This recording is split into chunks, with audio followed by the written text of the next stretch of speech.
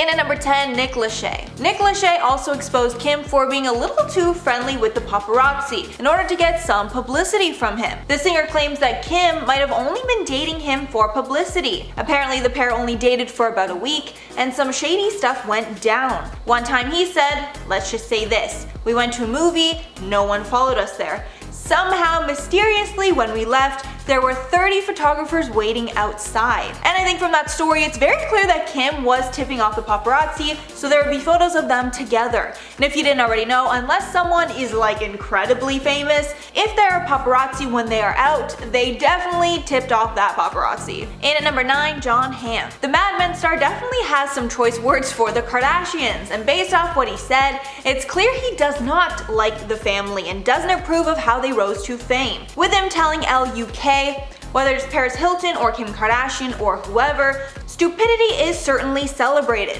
Being an idiot is a valuable commodity in this culture because you're rewarded significantly. It's celebrated. It doesn't make sense to me. So clearly he doesn't like the reality TV stars whatsoever and doesn't like how our society praises socialites like Paris Hilton and the Kardashians. And like, I kinda get where he's going. Like, you know, he has some valid points. In at number 8, Kristin Cavallari. Kristin Cavallari has a very interesting relationship with the Jenner clan. It all started when Kristin dated Brody Jenner, and through that relationship she also became friends with the Kardashians. But after Brody and Kristin broke up, there was tension between Kristin and Kourtney Kardashian. After Kourtney caught Scott out with Kristin while they were in an off period. And after that, Kristin called out the family for using that information as a publicity stunt to get viewers to their show. And allegedly, after rumors broke that Kristin and Scott were having an affair, the Kardashians refused to deny it and instead waited to address it on their show, leaving Kristin looking like, you know, the bad, terrible other woman when it just wasn't even true. More than a little shady if you ask me. In at number 7, Barack Obama. Former President Barack Obama also couldn't hold his tongue when talking about the famous family, and it's definitely quite the compliment when the president is speaking about you. Or is it? The former president was talking about the changing dynamics of the American dream and how it's shifting with time, saying there was not that window into the lifestyles of the rich and famous. Kids weren't monitoring every day what Kim Kardashian was wearing or where Kanye West was going on vacation, and thinking that somehow was the mark of success. And ouch, here it's pretty obvious he was throwing some major shade their way. And he doesn't seem to like how they are now the standard for what success is. And apparently Kanye West did not like those comments and actually fired back at the president. But also, since Obama was a former president, you know, I trust his opinion and judgment way more than Kanye's. And at number 6, Kris Humphries. Kris Humphries was someone who probably challenged the Kardashian family the most and exposed secrets about them I'm sure they did not want out. Kim and Kris got married in one of the most lavish televised ceremonies ever, but famously, after only 72 days, the couple split because Kim was having second thoughts. But based off how much content their reality shows got because of that relationship, then the breakup, Kris called Kim out for fraud, arguing that the whole relationship was just a publicity stunt. And their divorce was so messy it lasted 2 whole years before it was finalized. But during the massive trial, Kris exposed that a lot of the Kardashian show was scripted, and that the show purposefully made him look bad. Like when him and Scott threw a party in one episode while the girls were out of town, and they looked really horrible for going behind their backs when they told them not to have the party. The whole thing was actually just a huge sham, with Kim and Kourtney knowing about the party and acting like they didn't know for TV, in turn making Kris look like a terrible husband when it literally wasn't like that at all. Halfway at number 5, Rebel Wilson. Rebel Wilson revealed on a radio show that she was presented an opportunity to present an award with Kendall and Kylie Jenner, but Wilson ended up turning it down, with her saying in the interview, "I got asked to present with Kendall and Kylie at the recent VMAs and said no. It's not that you hate any of them individually, but it's just that everything they stand for is against everything I stand for, and they're not famous for talent. I've worked really hard to get where I've gotten to." And even though a lot of people who dislike the Kardashians share the same sentiments, Oprah Winfrey actually came to their defense against Wilson, if you can believe it, with Oprah saying that she couldn't believe how hard the family works, referencing when she filmed the family for Oprah's show, with crews taping the family for 7 hours straight, and then they filmed more of their reality show after. So, as we all know, the Kardashian family really works very hard, even though it doesn't seem like they do too much. And at number 4, Bette Midler. After Kim uploaded her incredibly famous nude selfie where she covered her, nether regions with just like black bars, The internet went ablaze talking about it. One of the people that didn't hold their tongue was Bette Midler, who tweeted out, "Kim Kardashian tweeted a nude selfie today. If Kim wants us to see a part of her we've never seen, she's gonna have to swallow the camera." Which, come on, you have to admit, it's pretty hilarious. Like, even if you like the Kardashians, like, it's a good tweet. As a clapback, Kim tweeted out that it was past Bette's bedtime and that she was a fake friend. And Bette responded back, "Looks like anyone can take a selfie, but not everyone can take a joke." And then she lightened the tension by posting her own nude. When talking about the feud later, Bette had no hard feelings and said she takes Twitter pretty lightly and hoping that Kim did the same. Hopefully Kim wasn't actually too peeved about that. I mean, come on, it was clearly a joke. I don't know. And at number 3, Wendy Williams. If you watch Wendy's show, which I definitely do on occasion, she spills the tea like nobody else, then you know she does not like the Kardashians and is always very blunt when talking about them. But Wendy got the spot of a Kardashian hater when she made some shady comments about Kim after her robbery incident. And when talking about the incident in Paris, Wendy said, "I would hope that she's not making any part of this up for dramatic effect. Because this family, you know, they're kind of soulless. You can't believe everything that you hear.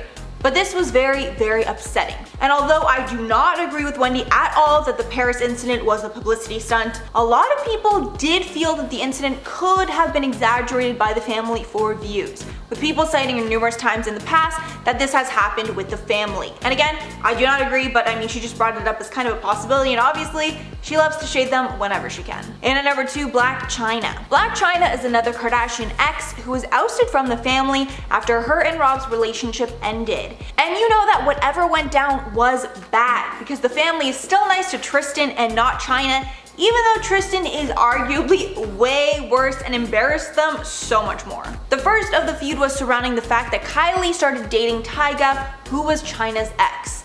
Then Chyna started dating Rob. And then the two got engaged and then pregnant very quickly. But after they had Dream, the whole thing fell apart and Chyna and the Kardashians were facing off on social media. Chyna even filed a lawsuit against the family, claiming that they stopped her show Rob and Chyna from getting a second season. A judge dismissed that case, but Chyna still shades the Kardashians whenever she can. And at number 1, Anna Wintour. This last one is something that I had no idea existed, but it's probably the shadiest one of all. So Vogue is one of the most prestigious magazines to be on the cover of, and Kim Kardashian and Kanye West were put on the cover in a very controversial move by the magazine's editor, Anna Wintour. When talking about the criticism, she noted that it would be a misstep to ignore the couple's influence, and she made the choice to lead and deal with the backlash rather than follow. And all of that praise to the couple is, you know, all well and good, until she gives them quite a backhanded compliment, saying, "I think if we just remain deeply tasteful and just put deeply tasteful people on the cover, it would be a rather boring magazine. Nobody would talk about us."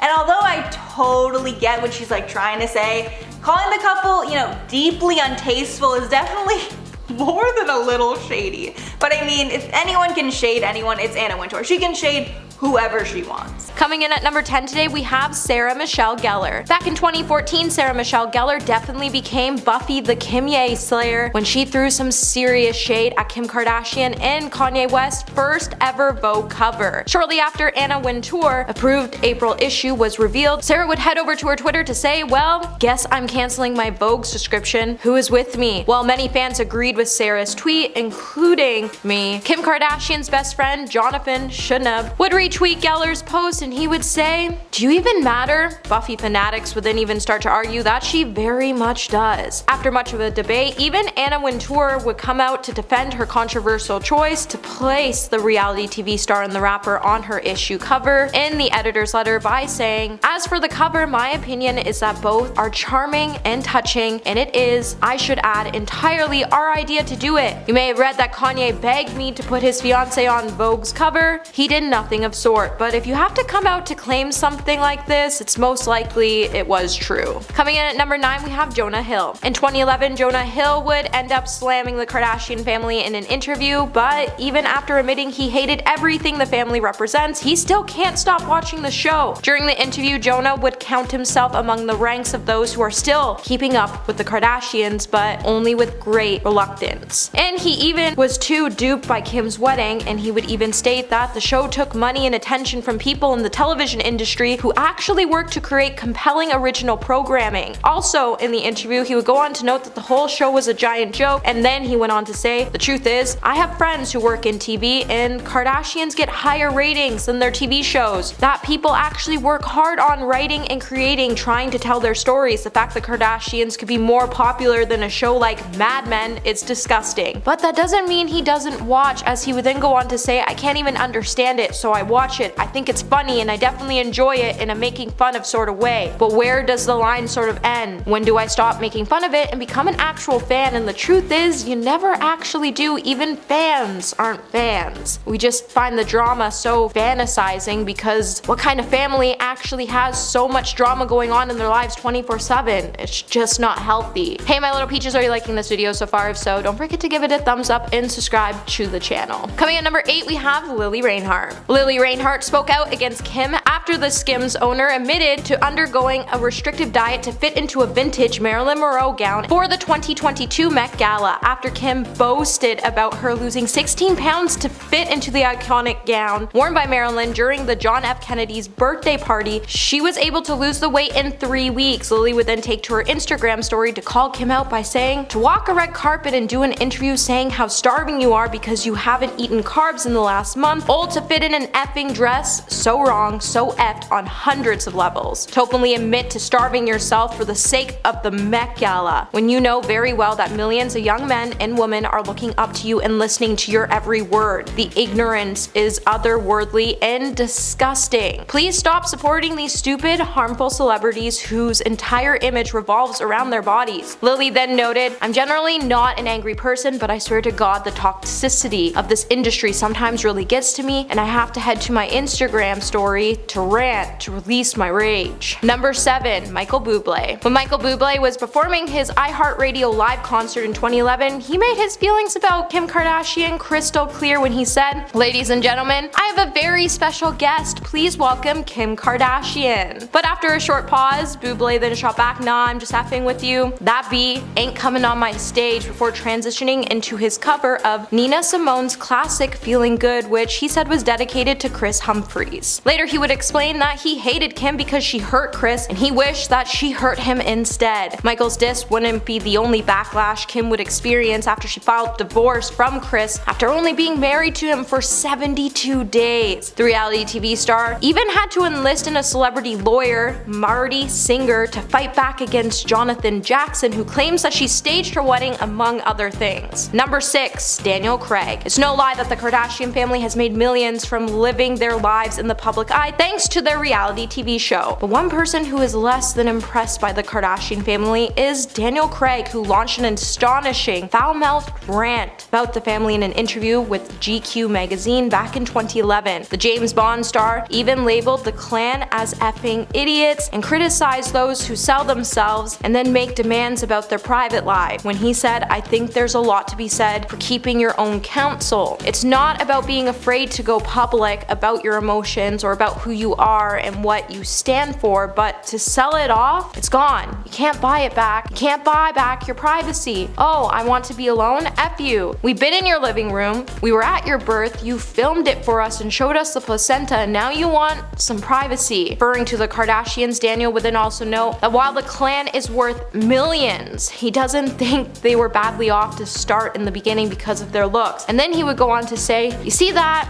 And you think what? You mean all I have to do is behave like an effing idiot on television and then you'll pay me millions? I'm not judging it. Well, I am obviously. So the moral of the story is, if you want to be famous one day, maybe take some notes." Number 5, we have Rebel Wilson. In 2015, Rebel Wilson would slam the Kardashian family's meteoric rise to fame in a candid live interview. In the interview, the Pitch Perfect actress said she was frustrated that she had to work so much harder to get to where she is and where she wanted to be, by saying, "It's not that I hate any of them individually, but it's just that everything they stand for is against everything I stand for, and they're not famous for talent. I worked really hard to get to where I've gotten to." Rebel didn't even want to be on the stage with the family's 2 youngest siblings at the 2015 MTV Music Video Awards, when she said, "I got asked to present with Kendall and Kylie at the latest VMAs, but I said no, I'd rather do it myself." She then went on to compare Kim Kardashian to her own acting experience by saying they aren't really about talent. I mean, how Kim got famous was from an X tape, and I went to acting school and worked really hard. Number 4, Reese Witherspoon. In 2011, America's sweetheart Reese Witherspoon was really ready to talk some trash when she went on a rant against certain breed of celebrities when she was at the MTV Movie Awards. When accepting a Generation Award from Robert Pattinson, the actress railed at the celebrities in vain of the Kardashians and Paris Hilton and other celebrities when she said, "I get it, girls, that it's cool to be a bad girl, but it's possible to make it in Hollywood without doing reality shows." While a dig was definitely made towards Kim Kardashian and Paris Hilton specifically, Reese would also go on to say, "When I came up in business, if you made an X tape, you were embarrassed and you hid it under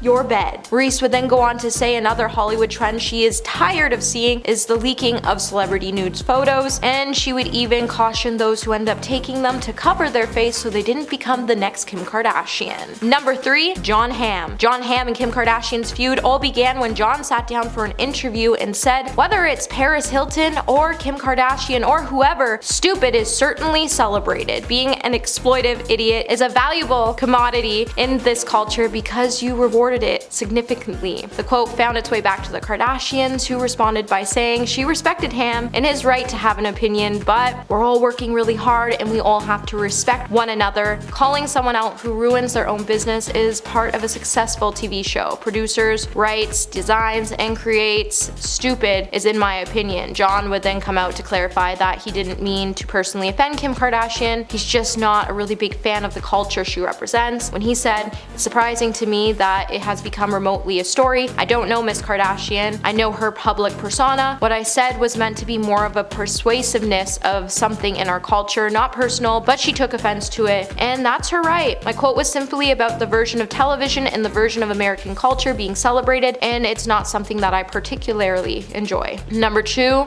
Joel McHale. Back in 2018, Joel McHale would land a new weekly show on Netflix 3 years after E! Pulled the plug on his pop culture show, The Soup. After he made a slew of jokes, Kris Jenner wasn't happy about it. Joel, who dished the dirt on E! From 2004 to 2015, told Variety that his streaming series will in some way be similar with its use of clips from television shows among the pity commentary. Reflecting on his years on The Soup, he would also speak about how one of the network's own shows, Keeping Up with the Kardashians, eventually became a no-go area for him, and he would say when Kris Jenner would complain about our jokes, and then later the president of E! Networks would simply ask McHale to lay off the Jenner and Kardashian family for a week, and then the administration and the president told him to his face, "Don't make fun of the Kardashian family. We don't want you to make fun of the Kardashians." Joel then went on to say that the network really wasn't happy when The Soup started to make fun of Kim, as they always joked about how Kim was only famous for having a big peach and the infamous tape, but I mean, they aren't really wrong.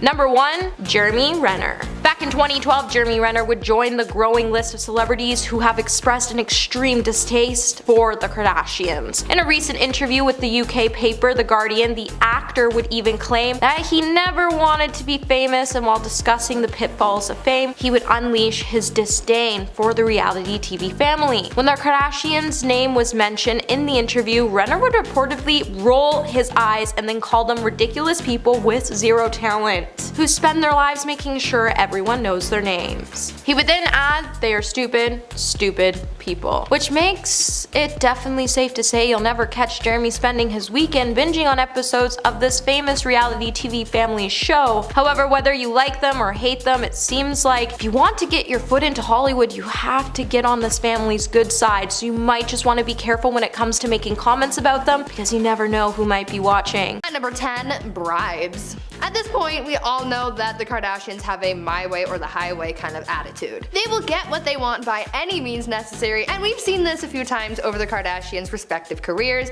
but one of the lesser known times that this sort of attitude came out was when Kris Jenner was trying to save her short-lived talk show.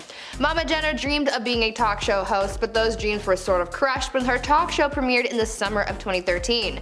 She got a series of reviews, and when she read them, she came across one that she really didn't like. One reviewer named Linda Stassi from the New York Post Post wrote a column about the show and called Kris a quote, "a demented Norma Desmond," end quote. Well, because Kris didn't like what Linda had wrote about her, she decided to send the writer a bribe of a dozen Magnolia cupcakes and a $325 sterling silver pen from Tiffany's, along with a note saying to write a better review next time. In the end though, this bribe didn't actually work because her show was cancelled not long after. At number 9, sweatshops.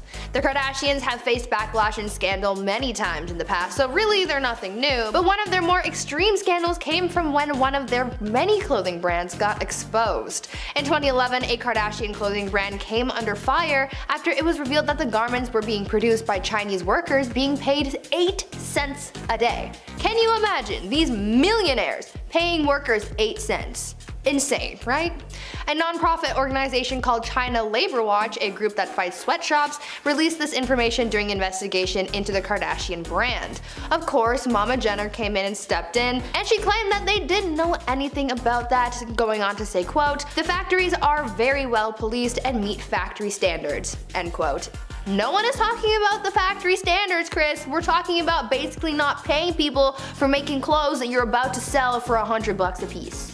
That's the tea. Before we carry on dishing about the Kardashian secrets though, why not take a quick moment to leave a like on this video if you're enjoying it so far, and while you're at it, maybe consider subscribing to the channel to see more videos like this one. At number 8, Kardashian divorce. Remember when Kim K was married to Kris Humphries? Yeah, that was kind of a blip in the Kardashian timeline, but hey, it still happened. They were only married for 72 days, but it was still messy, and their subsequent divorce was just as messy. The cameras for their show Keeping Up with the Kardashians showed off much of their tumultuous marriage, but the cameras were ultimately cut when it came to their divorce, but it wasn't for lack of trying.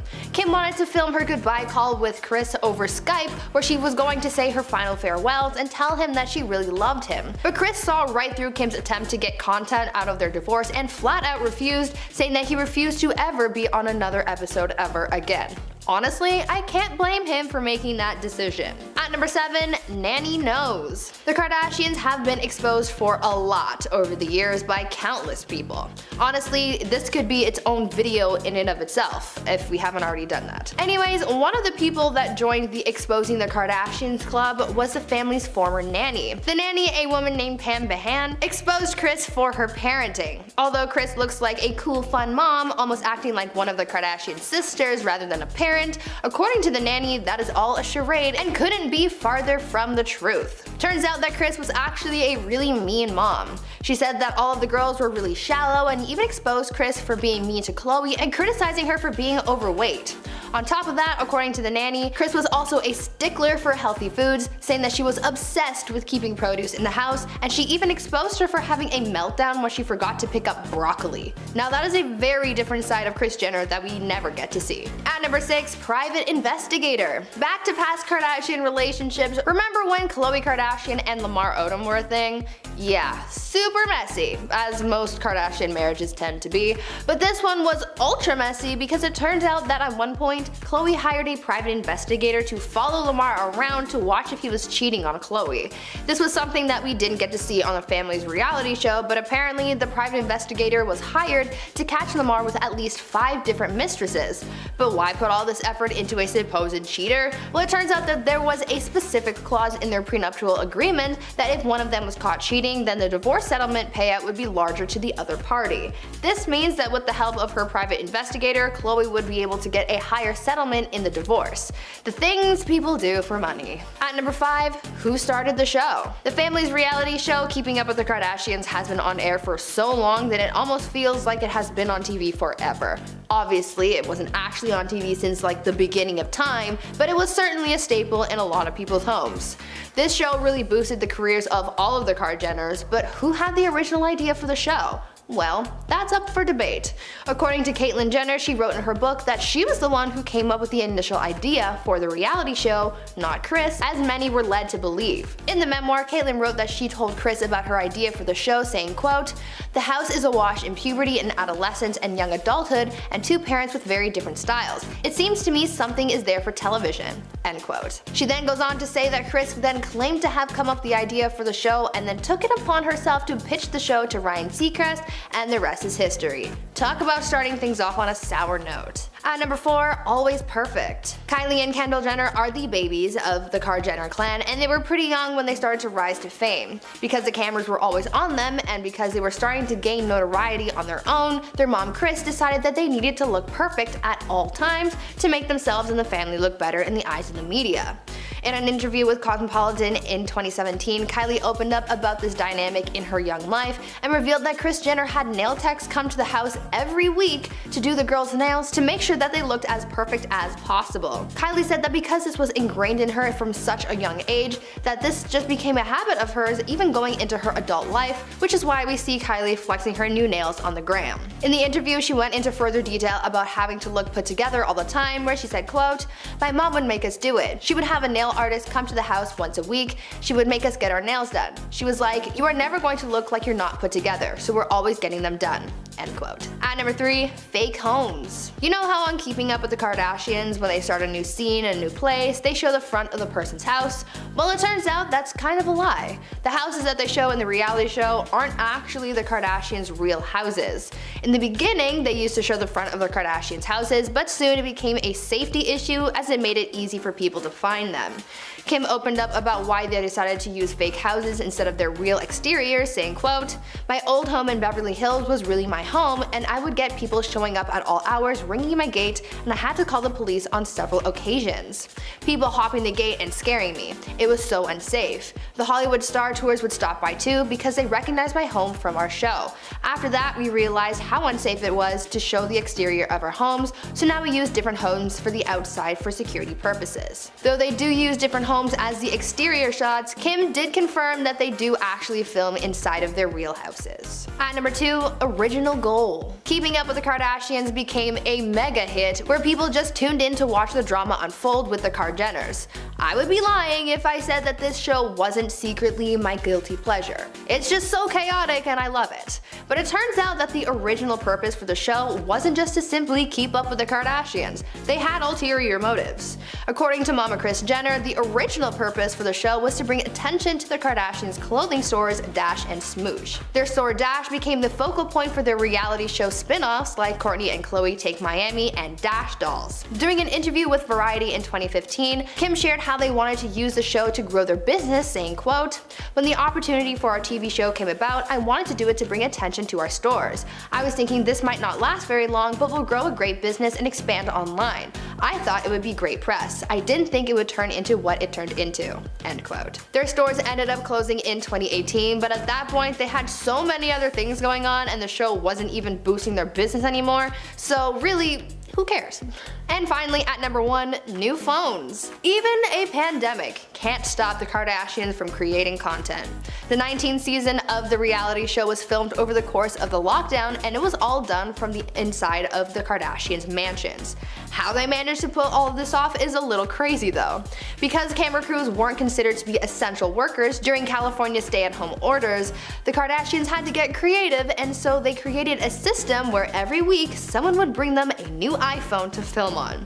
They had proper sets built in Kim and Khloe's homes with lighting and the whole 9 yards for their confessionals, but yeah, I still can't get past the iPhone thing. Apparently, a showrunner wearing head-to-toe protective gear would come to the Kardashians' home on Monday morning to bring them a brand new iPhone to start the next cycle of filming. At number 10, Taylor Swift. Back in 2016, Kanye released a song called Famous that featured a lyric involving Taylor Swift that turned out to be quite controversial. Kanye's lyric essentially claimed that he and Taylor would have an intimate relationship because he made her famous. The fame in reference being to the VMA scandal. Remember that? Long time ago. Still in our memories. When the song was first released, Kanye said that he called Taylor before dropping the song to make sure that the lyric was okay and said it got her approval, but later Taylor's publicist came out to say that she was never made aware of the lyric saying that he made her famous. After Kanye was called out for lying, Kim K came out saying that she recorded the whole conversation and it showed that Taylor was actually made aware of the song, and so Taylor was called out for lying instead. Finally, a new chapter has come out which reveals that Kanye never disclosed the entire lyric to Taylor, and so that's why she called him out. This back and forth between Taylor and Kanye basically ended up with Taylor exposing the rapper for lying and warning us about the lengths that he and his wife will go to save their asses, even if they're wrong. At number 9, Chris Evans. I'm sure we're all familiar with Kanye's support for Donald Trump, at least before he decided to run for president himself. Kanye was seen sporting a MAGA hat in 2018 in a post on Twitter, followed by a tweet where he said, quote, "This represents good and America becoming whole again. We will no longer outsource to other countries. We build factories here in America and create jobs. We will provide jobs for all who are free from prisons as we abolish the 13th Amendment. Message sent with love," end quote. Well, after Chris Evans saw this and had to speak up. Denouncing Kanye's political beliefs and ideals, Chris tweeted a reply to the rapper's tweet where he said, quote, "There's nothing more maddening than debating someone who doesn't know history, doesn't read books, and frames their myopia as a virtue. The level of unapologetic conjecture I've encountered lately isn't just frustrating, it's retrogressive, unprecedented, and absolutely terrifying." Chris essentially warned us about Kanye's political beliefs as he called them absolutely terrifying, which they were, seeing as Kanye said that he wanted to abolish the amendment which abolished slavery. At number 8, John Legend. After another Twitter rampage about how much he supported Donald Trump, Kanye was getting some backlash from celebrities like Ice-T and Stephen Colbert, as well as John Legend. In a series of tweets from the singer, John spoke about how there are too many people in the world who ignore the presence of racism in society, seemingly pointing the finger at Kanye and his support of Trump's MAGA campaign. John went on to say, quote, "I love that great, brilliant artists have the power to imagine a better future, but artists can't be blind to the truth," and ending his Twitter speech by saying, quote, "The defining trait of Trump's campaign and political profile was his embrace of white supremacy. He made it clear every time he spoke, some serious cognitive dissonance to ignore that for the others you might find appealing," end quote. John seemingly condemned Kanye's support of Trump and how he was essentially fighting against the lives of so many Black Americans, and warned his fans about how dangerous this mindset can be. At number 7, Kim Kardashian. This summer, as Kanye West went on a Twitter rant about his wife Kim, mother-in-law Kris, and even his kids, all eyes were on him and his family because of some of the things he was saying. It was believed that Kanye was suffering from some sort of manic episode as a result of his bipolar disorder. Kim Kardashian released a statement to address his recent online behavior where she said, quote, "He is a brilliant but complicated person who, on top of the pressures of being an artist and a Black man who experienced the painful loss of his mother, has to deal with the pressure and isolation that is heightened by his bipolar disorder. Those who are close with Kanye know his heart and understand his words sometimes do not align with his intentions," end quote. Her statement about her husband's mental health was sort of a heads up to fans as well as the media that Kanye was experiencing a lot at this time and that his actions are sometimes taken out of hand because of his mental illness. It wasn't necessarily a warning, but more so some important information about the rapper as to not judge him too harshly. Kim's statement told us that he has this trouble sometimes and that we should be patient with him at times like these. At number 6, Kris Jenner. Back in 2016, after a bout of controversial tweeting and public scandals, Kris Jenner warned her kids to stay away from Kanye. 2016 was a tumultuous year for the rapper as he got into a number of Twitter beefs and was even hospitalized for a psychiatric emergency. Well, in an effort to distance her family from Kanye's drama, she advised her youngest daughters, Kendall and Kylie, to stay away from him and to not trust him.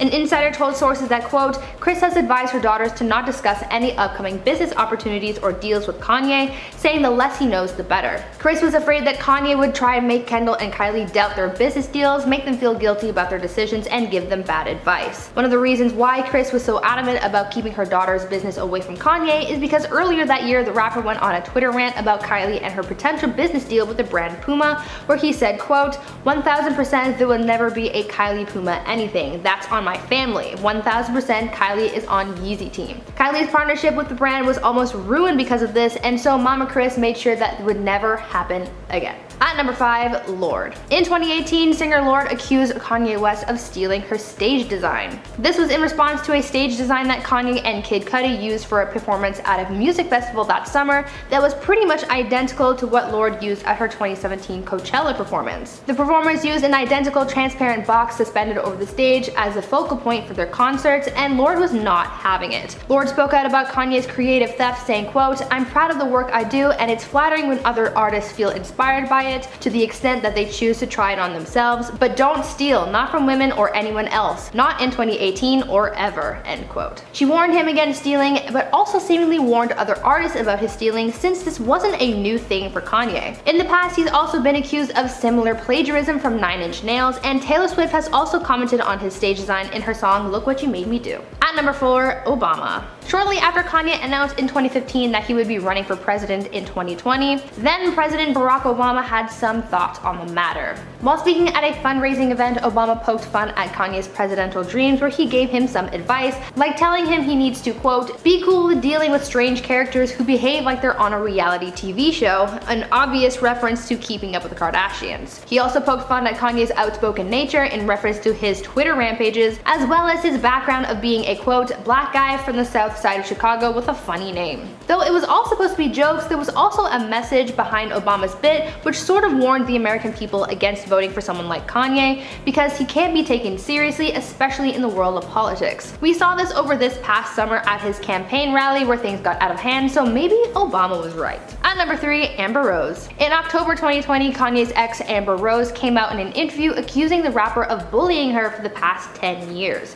She spoke out about her experience dating Kanye for 2 years, calling him a narcissist, and talking about how he's been speaking badly about her publicly for the past decade. She warned others about getting too close to the rapper, saying that unlike her, he has no compassion and attacks people. Going on to reference how he said he needed 30 showers after being with her, she called him out on that, inferring that this was not his mindset back when they were together, and saying that he, quote, says things to make his wife more comfortable. The interview sort of pulls back the curtains on their relationship and shows how Amber has been dealing with it since they broke up in 2010. The fact that even though they've been apart for 10 years, she still gets bullied by him shows that Kanye has a mean side, and by coming forward about this, she's warning other people about getting too cozy with Kanye. Knowing this, it will be interesting to see what Kim might say after they get divorced. At number 2, Drake. In 2018, Drake called Kanye out for backstabbing and betraying his trust, and he warned others about Kanye's schemes to use others for his own gain. In an interview, Drake spoke out about his beef with Kanye and how Kanye leaked some of his personal information, as well as being used by Kanye to make his album.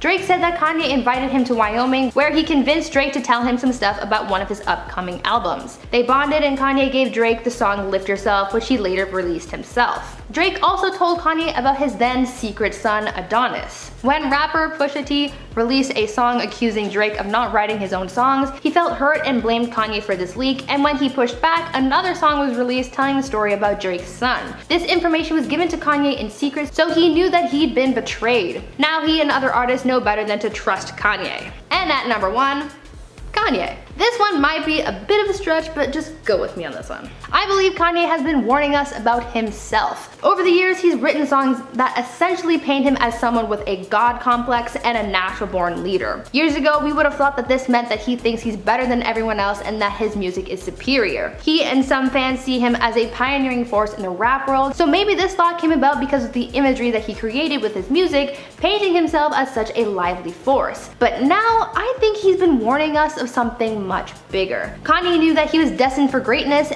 but we didn't know what his plans were until now. He has his sights set on the White House, and what bigger title is there in America than president, the ultimate leader? Kanye tried running in 2020 and will try again in 2024, so maybe this is what he's been warning us about all this time, of talking himself up. He's called himself the new Moses and says that he will lead his people out of the struggle. He's advocating for musicians owning their rights to their music, so maybe this is just the beginning of Kanye really acting on the leadership role that he's been hyping up for so long. In at number 10, Ray J. Kanye and Ray J have been in a long-running feud surrounding Ray J's former relationship with Kim Kardashian and their infamous adult tape.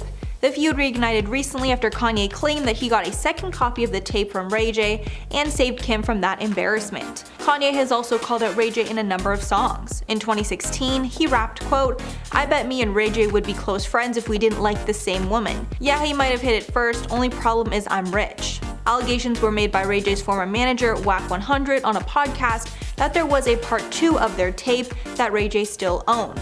Both Kim and Ray J shot down these rumors, but they were brought up once again by Kanye. Kanye told Hollywood Unlocked, quote, "I went and I got the laptop from Ray J myself that night. I met this man at the airport, then got on a red-eye flight, came back and delivered it to her at 8 a.m. in the morning." Ye went on to say that after he delivered the laptop to Kim, she cried when she saw the footage. However, it doesn't look like that's true, because Kim's team later clarified that there was no other unseen footage on the recently acquired tape, and Kanye was basically lying. Ray J also spoke out against Kanye, who unnecessarily brought up this frustrating topic once again. He wrote on Twitter, quote, "This needs to stop, I also have kids." In at number 9, Drake. This is easily Kanye's most notorious feud that came to a head once again in 2021, during the recent release of both of their albums. Back in 2009, these two were friends and often spoke of how much they respected one another's work. But sadly, over time that started to change, and the pair started taking shady digs at one another, like when Drake started dating Amber Rose shortly after her and Kanye split. But things looked good once again in 2015, when they collaborated on a Big Sean song and even hinted at a collaboration album. But things got tense once again in 2018 when Pusha T released his diss track Infrared, which Kanye produced. The song accused Drake of having a ghostwriter. Then shortly after, Pusha dropped the story of Adidon, which exposed that Drake had a love child. The pair got into another feud when Drake seemingly referenced Kim Kardashian on one of his songs and did not deny the hookup rumors. Things were turned up once again in 2021 after Drake dissed Kanye on a song. In response, Kanye doxed Drake and shared the exact location of Drake's Toronto home. This resulted in both of their albums getting a ton of press for their releases. So honestly, maybe it was all for show. In at number 8, Travis Scott. This feud is even more awkward considering the family connection between Travis and Kanye. In 2018, Kanye dragged Travis into his long-standing feud with Drake. Travis had posted a selfie on Instagram wearing a Nike sweatshirt, which Kanye felt was a betrayal because Kanye had a business relationship with Adidas, who is a huge competitor of Nike's. The feud continued when Drake and Travis collaborated on Travis' hit song, Sicko Mode, and there are lyrics in the song about preferring checks over stripes, aka Nike's signature logo, to Adidas's, and this of course upset Kanye. Kanye later tweeted, quote, "How are you gonna be on Travis's song coming at me? Trav should have never allowed that." He later added, "Meeting with Trav tonight, bet it never be checks over stripes line again on a Travis song." Kylie later confirmed the feud had been settled when she tweeted, quote, "Everyone is good, moved on, living life. For anyone who wasn't aware, Travis has a deal with Nike and still does. Point is, it's all been talked out, it's only positive energy." And at number 7, Peppa Pig. Peppa Pig is best known as the lovable cartoon for kids, but she decided to throw some major shade Kanye's way after he released his highly anticipated album, Donda. Pitchfork initially rated Peppa Pig's sophomore album, Peppa's Adventures, the album, a 6.5 in 2021, while the site gave Kanye West only a 6 for his album Donda. So it's clear from these numbers, Peppa is the better artist, right? She thought so too and decided to inform Kanye about her album rating on Twitter. Peppa's team wrote, quote, "Peppa didn't need to host listening parties in Mercedes-Benz Stadium to get that .5, showing pictures comparing both of their Pitchfork scores. The internet was set ablaze by this tweet, and everyone could not believe that Peppa would call out Kanye like that. Shockingly, Kanye did not respond to this call out, even though he responds to almost everything said about him. Honestly, I'm not sure how he would even respond to those cold hard facts. And at number 6, Jay-Z. This feud is really sad because beforehand, Kanye and Jay-Z were incredibly close and would even consider themselves to be family. But after Kanye had one too many outbursts, Jay felt it was best for him to no longer have Kanye in his life. Some tension between the two developed when Jay-Z did not attend Kanye's wedding to Kim Kardashian. Then during his Pablo tour, Kanye lashed out at Jay-Z on stage. He said, quote, "Don't call me after the robbery and say, how are you feeling? You wanna know how I'm feeling? Come by the house. Bring the kids by the house like we're brothers, let's sit down." Jay-Z clapped back on album 444, where he rapped, quote, "I know people backstab you, I feel bad too, but this F everybody attitude ain't natural. But you ain't the same, this ain't kumbaya, but you got hurt because you did kumbaya. You gave him 20 million without blinking. He gave you 20 minutes on stage, F was he thinking." Exposing that he gave Kanye $20 million when he was broke. Halfway number 5, Taylor Swift. We all know about the epic feud between Taylor and Kanye that has only gotten worse with time. It all started on September 13th of 2009 at the VMAs.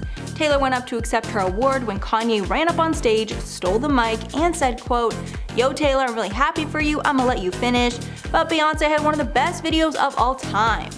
This horrible decision led to the decade-long feud. The next day, Kanye apologized, but then later rescinded this apology, claiming he'd been forced into this apology. After a few years of no drama, the pair seemed to be friendly again. But that all changed when Kanye dropped his Life of Pablo. In the song Famous, Kanye referenced Taylor, saying they might still sleep together and calling her the B-word.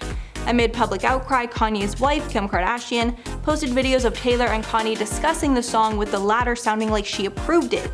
After a year of disappearance in August of 2017, Taylor responded with the track Look What You Made Me Do. The pair's fans still fight over who was wrong in this situation, but it's clear this feud will never be resolved. And at number 4, Amber Rose. The public feud that Kanye had with his ex, Amber Rose, has to be the messiest because a lot of family secrets were exposed. It all started in 2008 when the couple started seeing each other. The pair were together for 2 years before splitting in 2010. Tensions really started brewing when she dated Wiz Khalifa right after, and they ended up getting married. After they split, Tyga started dating Kylie Jenner, which means nothing until you learn that China and Amber Rose are best friends. So Amber was involved in the feud with the Kardashian family. Then Kanye went on The Breakfast Club and said about Amber Rose, quote, "It's very hard for a woman to be with a man who's dated Amber," and apparently he had to take 30 showers before he got with Kim. Kanye also discussed Tyga's relationship with Kylie and said he thought Tyga got in early and that Tyga was smart. Amber responded by tweeting the craziest thing I've ever seen, quote, "Aw, Kanye West, are you mad I'm not playing around in your anymore? Hashtag fingers in the." So very messy stuff. Later, Amber admitted that she regretted those tweets. And at number 3, Pete Davidson. Since Kim has started publicly dating Pete Davidson following her divorce from Kanye, Kanye's latest target is Pete, because it's clear that Kanye wants Kim back and Pete is now standing in the way. In a track released last week by West and The Game, Ye rapped, quote, "God save me from that crash just so I can beat Pete Davidson's," referring to his 2002 car crash. Kanye also trashed Kim during an interview, saying, quote, "How you gonna bring me to SNL then kiss the dude you're dating right in front of me?" But apparently Pete is not worried over the threats and thinks they are hilarious. A source said, quote, "Pete thinks it's totally hilarious. Not just that, he thinks the whole tabloid drama with him, West, and Kardashian is hilarious. He loves it." Apparently the newfound feud with Kanye has even brought Pete and Kim closer together. Pete also just confirmed that Kim is his girlfriend. And at number 2, 50 Cent. Yet another rapper Kanye has feuded with was 50 Cent. It started back in 2007 when Kanye changed the release date of his upcoming album to be the exact same as 50 Cent's. Very shady. Originally it was supposed to drop on September 18th, but Kanye moved it up 1 week to be on the 11th. Graduation sold close to 1 million units and easily beat out 50 Cent, who only sold 691,000 copies. This was a huge moment in Kanye's career, and many say this moment he officially became the king of rap. At that time, 50 Cent said he would never release a solo album again if Graduation beat out Curtis, but when it did, he did not keep his promise, and he's released multiple albums since. Then in 2019, 50 Cent stirred up more trouble by making fun of Kanye's clothing line, saying, quote, "What in the spare some change type is this?" And finally at number 1, Justin Timberlake. Justin Timberlake and Kanye got into a strange feud after Kanye accused Timberlake of crying after he didn't win a Grammy. While he was speaking at the 2015 MTV VMAs, Kanye spoke of a moment that they had at the Grammys. He said, quote, "I sat at the Grammys and saw Justin Timberlake and CeeLo Green lose. And bro, Justin, I'm not trying to put you on blast, but I saw that man in tears. And I was thinking he deserved to win Album of the Year. In the small box that we are of entertainers of the evening, how could you explain that?" Some fans supported Kanye's comments, because he did compliment Timberlake by saying that he should have won Album of the Year, although many felt he put Timberlake on blast. Timberlake then gave a shady response to this speech, writing on Twitter, quote, "Kanye is so cute, y'all." But after a lot of backlash from Kanye's fans, Timberlake later tweeted in support of Kanye. According to multiple sources, the couple has been in marriage counseling and the topic of divorce has been in talks for much of 2020. Sources close to the family with direct knowledge told TMZ that the marriage was in deep trouble for the last half of 2020 in particular. Kim was ready to pull the plug on the relationship at one point, but that was right when Kanye began to have a very public and serious bipolar episode. It's been clear from photos and videos posted online that the couple have already been living separately for a few months now. Kanye has been spending a majority of his time at a massive ranch he purchased in Wyoming, while Kim has been at her home in Calabasas with the kids to finish up filming Keeping Up with the Kardashians. However, even with that show coming to a close, both Kim and Kanye have been absorbed in their own personal business projects and therefore didn't have the time to focus on major life decisions like getting a divorce. Multiple sources also said that Kim has gone back and forth with what to do. At times she believed that divorce was the only option, but other times she still believed that there was a chance at reconciliation. Hence the family vacation that they all went on together late last year. That was purely meant to see if taking a break from their personal work would help repair things between them, but with 4 small kids involved as well, you can understand why Kim desperately wanted to repair that marriage. Another source who is allegedly close to the family told People magazine, "He knows that she's done, she's had enough, and she told him that she wants some space to figure out her future," adding, "He's okay, he's sad, but okay. He knows the inevitable will happen, and he knows that it's coming soon." In addition to that, Page 6 ran a story on Tuesday that said that the pair were in settlement talks and the divorce was imminent, although no official documents or statements have been made on the matter. So despite Kim and Kanye having major relationship issues, they still haven't confirmed the divorce officially. Now, I wouldn't bet against it, but I also don't want to say that this is happening 100%. Kim does have a celebrity divorce lawyer, Laura Wasser, on retainer, but she's been there for years and for a number of other reasons, I'm sure. Although the subject of divorce was discussed with her months ago, Kim still has never given her the green light to file it. Apparently the pair are not contentious or rude with each other, but they do have a lot of differences that range from their political views to just overall lifestyle choices. Each of the sources also wanted to make it clear that no third party was involved, so this isn't going to be some juicy cheating scandal as well.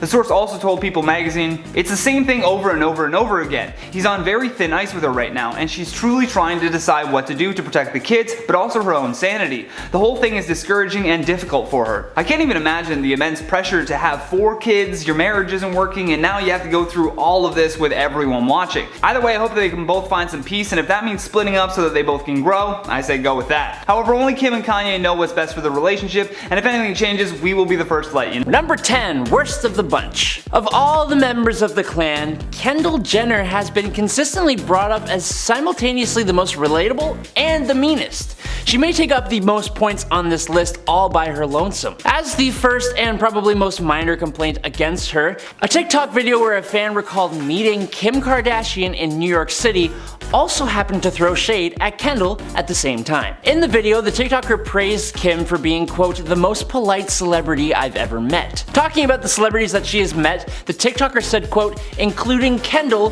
who I can't say the same about." It was interesting how when the conversation was about Kendall specifically, the TikToker made note that, quote, "Kendall could learn a thing or two." The post made its way to Reddit where other fans joined in on the conversation and their opinions on Kendall. One user wrote, "Kendall has always just given me that reserved, wiry, shy but rude kind of vibe on the show. I wasn't sure if that was her in character." There was also one commenter that claimed to not know a single Keeping Up with the Kardashians fan who had a positive experience when meeting Kendall Jenner in real life. And here's an example of that very thing. Number 9, no tip for you. Back in 2014, a waitress accused Kendall Jenner of skipping out on a $60 bill and not leaving a tip. But wait, when the waitress allegedly chased after Kendall Jenner to get the money, Kendall turned around and threw cash in the woman's face and then laughed. It doesn't even sound like real life. The waitress then took to Twitter saying, quote, "that horrible moment when you chase a Kardashian down the street because she forgot to pay her bill to be thrown money in your face." Kendall did respond to the rumors, but by calling them ridiculous, and she then had her lawyers whip up a cease and desist letter to the server. Nothing kinda says guilt like an instant cease and desist letter. I wouldn't know, I'm just thinking that's what it's like. 3 years later though, Kendall was also not a good customer at a bar in Brooklyn when a server posted a since deleted picture of a bill for just $24 that Kendall had signed but left the tip field blank. Now Kendall responded to this one as well, but by saying that she paid it in cash, but the bar accused her of lying. What are your thoughts on tipping? I know that it's one of the main benefits of waiting tables or bartending, so to skip out on that for me is pretty vile. Number 8, Sugar Factory. All those many years ago, back in 2016, Kendall's younger sister, Kylie Jenner, was at the opening of Sugar Factory in Orlando, Florida. For her arrival, Kylie had around 3,000 of her fans waiting for her, only for them to apparently be disappointed.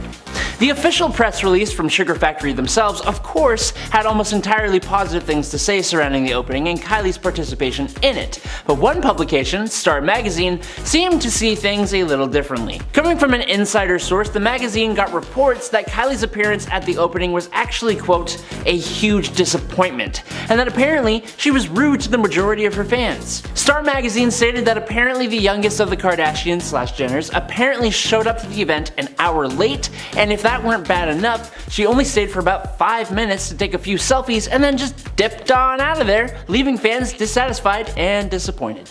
Number 7, fitness.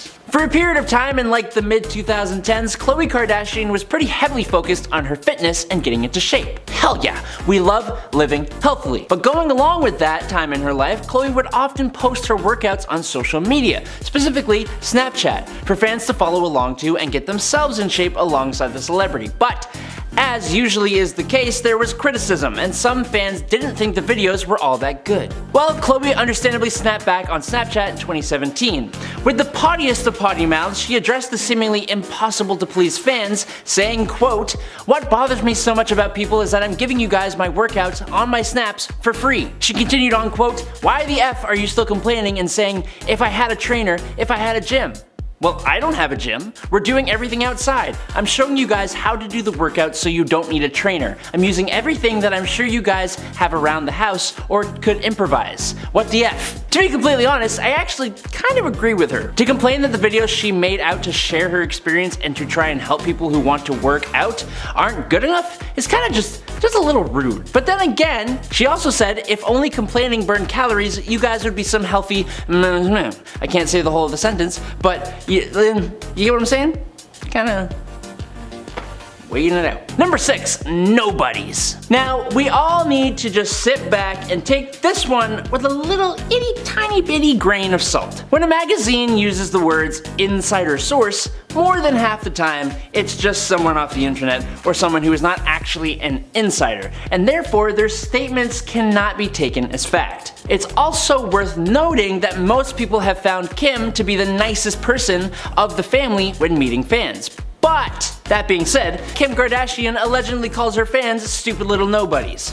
According to Star magazine, in 2012, an insider source, quote unquote, told the publication that, quote, Kris has text and voicemails from Kim where she calls her audience gullible, ouch, stupid imbeciles, ooh, boring little nobodies, yikes, and pathetic people with no lives of their own.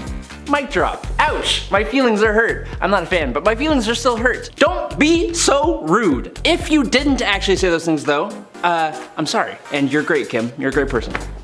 Number 5. Well then, I'm sure that most of us can agree that social media, but specifically Twitter, is a cesspool of meme lords, trolls, and keyboard warriors. You will never find a more wretched hive of scum and villainy. Twitter is like a breeding ground for hot takes, upsetting political stances, taking shots at famous people who would never normally give you the time of day, and apparently wannabe sports commentators. Those very same sport fans found a way to both comment on the state of the Cleveland Cavaliers and take shots at Khloe Kardashian in one swift move. One Twitter user tweeted, presumably as a joke, quote, Cavs haven't been playing too well since Khloe Kardashian. Just saying. That's because Khloe had been in a toxic as hell relationship with Tristan Thompson, who was playing for the Cleveland Cavaliers. For the record though, it was Tristan that was the toxic one, but in defense of her boo and the team he plays for, Khloe decided to clap back, and in her well-worded rebuttal, Khloe tweeted, quote, they are number 1 in their conference, but thanks for sucking my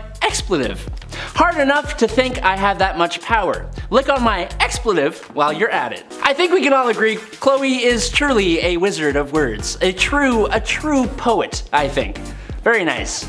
Very good. Number 4, selfie. Last year, Hulu's Victoria's Secret documentary was available for the world to watch, but one clip from the documentary in particular caught some attention, and it was Kendall Jenner, back again, being a true Scorpio. It's a very short clip, but essentially the scene sees Kendall sitting on what looks like a makeup chair with a silk pink robe on, and a group of fans behind her. Basically, Kendall reaches back, takes a phone from one of the fans, snaps a couple selfies, and then hands it back. That's all that happened, but the whole thing was just so funny because, other than the brief moment where she smiled for the selfie, Kendall was not just straight-faced, but she had the stank face on. The one where you really just ain't there to even pretend to be nice to people. That kind of face. I feel like we all know what we're talking about. The fan looked like she was being silently told off when Kendall handed that phone back, and when Kendall turns back to camera with this annoyed eyebrow raise kind of thing, she looks like she wishes she would be anywhere else. Of course, the clip made its way to Twitter where people voiced their thoughts, like this one person who tweeted, quote, this clip of Kendall from the Hulu Victoria's Secret doc really says a lot about who she probably is. Someone on Reddit added, quote, that eyebrow raise and look of annoyance is irritating my soul. One more person did make a good point though when they wrote, it is actually disgusting. They forget that the fans are the reason they have what they have. And that is primarily kinda true, ain't it? Number 3, not in the mood. Now look, Being a celebrity, having people wanting to take pictures with you all the time can be very exhausting, and celebrities have every right to say no when they don't want to take pictures with their fans. Point blank. Just as every person is allowed to say they don't want to pose for a picture. In an episode of Kourtney and Khloe Take the Hamptons, Kourtney Kardashian and Scott Disick are off taking a casual ride through his childhood neighborhood in an old convertible. As is bound to happen, a few girls end up noticing them at a stop sign and they ask if they can take a picture with the stars. Scott was all for it, saying sure, but Kourtney quickly follows up with no! And they continued on with their drive through memory lane. Now Scott apologized to the fans saying, "Alright, sorry," she said no, as they drove off, and Scott is like, "That's not very nice," and she explains she simply didn't want to get out of the car and that she's quote, "not in the mood for a pic." Honestly, fair, she doesn't have to be, but I think she could have maybe been just like a wee bit nicer about it. I don't know. What do you think? Number 2, best spot in the shade. Ever been asked to move so a celeb can take a photo shoot where you were comfortably chillin'? Well, a TikToker by the name of Lizudel called out Kim Kardashian for allegedly booting her out of this really chill area at Revolve Festival that was right by a lake with like really nice grass, some decent shade, and it had like a fire pit. It was a good spot to get, but it was also a great spot for a photo shoot, and that's exactly what Kim wanted it for. The caption in the clip says, quote, "Right before Kim K kicked us out of this shady chill spot at Revolve," with the caption accompanying the clips reading, "Much love to your photo shoot," which is kind of like passive aggressive, so obviously the TikToker was a little peeved about it, but to be completely fair, reactions in the comments were pretty mixed. Some folks agreed and thought that it was messed up for Kim Kardashian to ask anyone to move, but others made a good point. Kim was promoting the brand Revolve that were running the festival in the first place, so these fans reasoned that it's fair that Kim gets to choose where she wants the photos taken. One comment read, quote, "Well duh, they invited influencers. Nobody knows who you are. They're gonna make you move." And that actually seemed to make a little bit of sense to a lot of people and to me as well, to be perfectly honest, but at the same time, when an area is available publicly for everyone, being expected to move so that Kim Kardashian can take a photo, it kinda sucks. Number 1, even at the airport. We gotta end the list with Kendall Jenner yet again. I'm so sorry. There are just so many more instances of Kendall being less than great with people as there are for any of the other Kardashians. As part of an ongoing series, a former LAX employee has been taking to TikTok, ranking her experiences with some of the many celebrities she's crossed paths with during her years working at the airport. Kendall Jenner was one of those celebrities, and the TikTok did not paint her in a great picture. The former employee described her interactions with Kendall saying, quote, "Every time she flew out, she was not really friendly to anybody and just walked around like really arrogant." Then she slapped Kendall with a 2 out of 10 rating. 2 is pretty good, right? It's 1 more than 1 and 2 more than 0, so I'd say that's something. This TikTok pretty heavily reminds me of the first and second point on this list. I promise I don't have anything against Kendall, she just seems to be the one who consistently gets called out for being a little unsavory with employees and general people. While it's possible these are just instances of negative experiences staffers had with Kendall, the consistency of the bad experiences, coupled with all that we have seen from Kendall and everyone else, doesn't paint a great picture of her or anyone's character. Number 10. Kim's nannies. Kim Kardashian is arguably one of the most famous of the Kardashian sisters, and it would also seem she's the busiest. For example, Kim has 4 kids, a skincare line, her Skims brand, she's attending law school, co-founded an equity team, and even recently hopped on the podcast train. In addition to filming her new reality show on Hulu. You may be asking yourself, how does one woman do all of that by herself? Well, she pays people to do it for her, duh. She has multiple assistants and nannies to help her stay above the overwhelming workload, but has been known to treat them as lesser than herself. For instance, on several occasions, Kim and her daughter North would go to lunch accompanied by a nanny, but Kim would always make her nanny sit at a separate table far away from them when they were in restaurants. But she is known to make her nannies also walk at least like 10 feet away from her at all times. Unless she has multiple nannies with her at once, then she likes to make them stand in like a V formation because it looks cool apparently. If they walk near her or attempt to try and walk side by side, she blows up at them behind closed doors. And needless to say, she has had many nannies over the year and has probably made a lot of them cry at least once. Number 9. Kourtney in general. While Kim may not be the best boss in the world, it's Kourtney who is known as the absolute worst boss of all time. According to former nannies, Kourtney was by far the worst Kardashian to work for. Not only is she a neat freak needing every single thing to be exactly where it should be, but she's also known for being surprisingly cheap, even once calling a grocery store while she was shopping to compare the prices of a chicken breast. Cause, if anyone needs that extra 99 cents, it's Kourtney.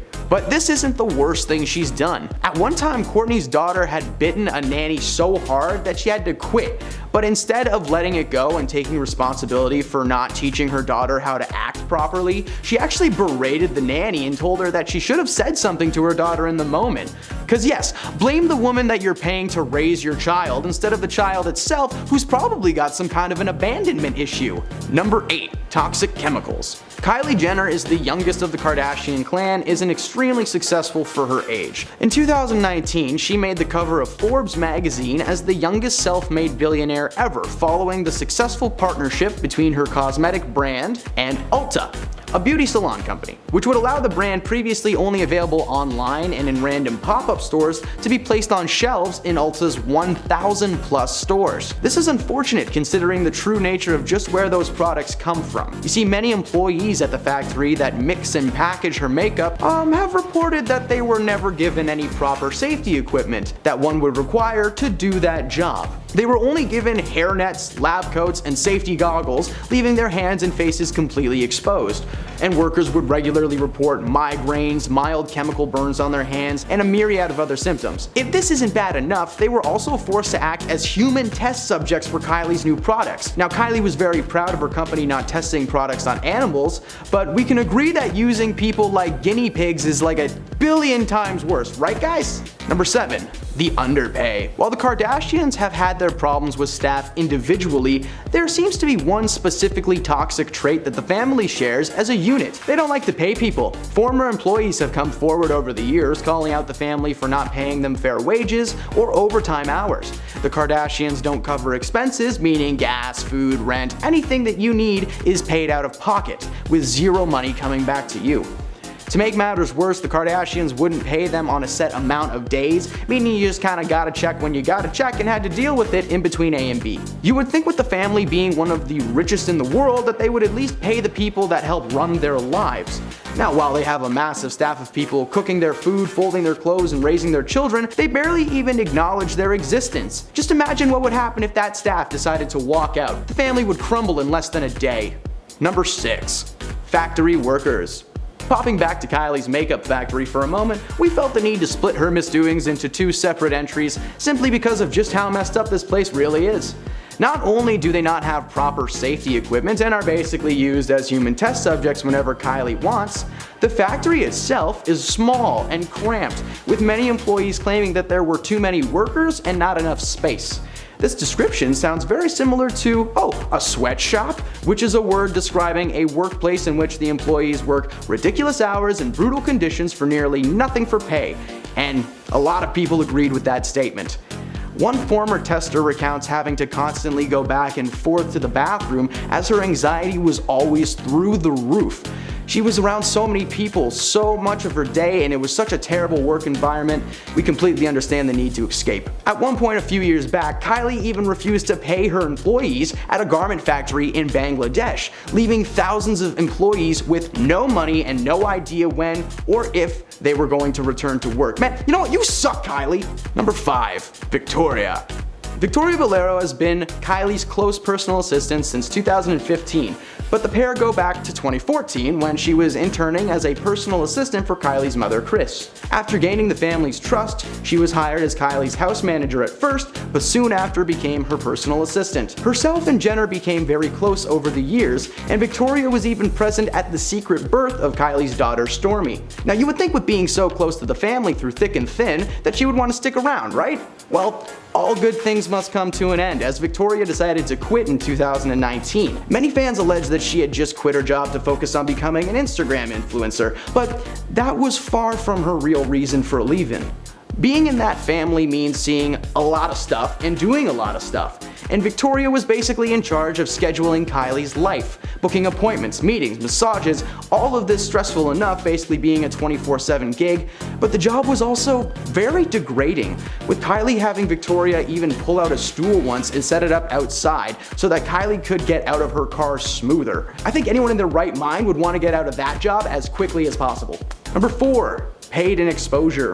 When Andre Turbia, a very famous YouTube animator and content creator, was asked to work with Kylie Jenner, he thought that his life would change forever. He was under the impression that the collaboration would grant him a huge amount of money, possibly a guest spot on her reality TV show, and maybe some shoutouts online via Instagram and Twitter. However, when Andre brought up the topic of his compensations to Jenner, she responded with, "Oh, the company doesn't actually have a budget right now to pay you, so we're just gonna have to pay you in exposure."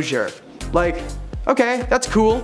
You can't cook exposure in a frying pan and eat it for dinner though, and I'm pretty sure it's not currency accepted at any gas stations or banks that I know of. And of course, by exposure, she meant that Andre's name was going to be printed as small as possible underneath her content. Andre did what anyone in their right mind would do in that situation and refused to work with her, telling her to take her exposure and shove it where the sun don't shine. Number 3, GoFundMe. In March 2021, Kylie, oh look, she's back again, shared an Instagram post asking for prayers for one of her makeup artist named Samuel Rhoda. The post redirected fans to a GoFundMe page where they were asking to donate money for covering his medical bills for an upcoming surgery. That's right, the woman made a feature on Forbes' top 60 self-made women and was asking her fans to give over the goods. So why would she not just use some of her billions of dollars to cover the bills herself? Well, she went online to claim that her and Sam didn't actually know each other personally, but she had worked with him a few years ago and thought that he was a sweetheart. Supposedly, her current makeup artist had shared a post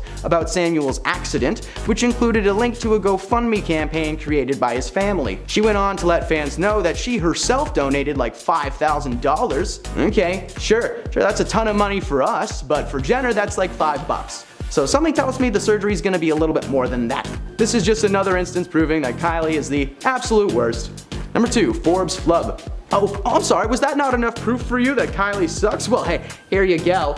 As mentioned earlier in this list, Kylie Jenner made the cover of Forbes magazine in 2019 as the youngest self-made billionaire ever, following the successful partnership between her cosmetic brand, named after herself, and Ulta, a beauty salon company. Well, it turned out that wasn't really the case. Jenner allegedly sold half of her cosmetics company, Kylie Cosmetics, to beauty giant Coty in a deal worth $1.2 billion.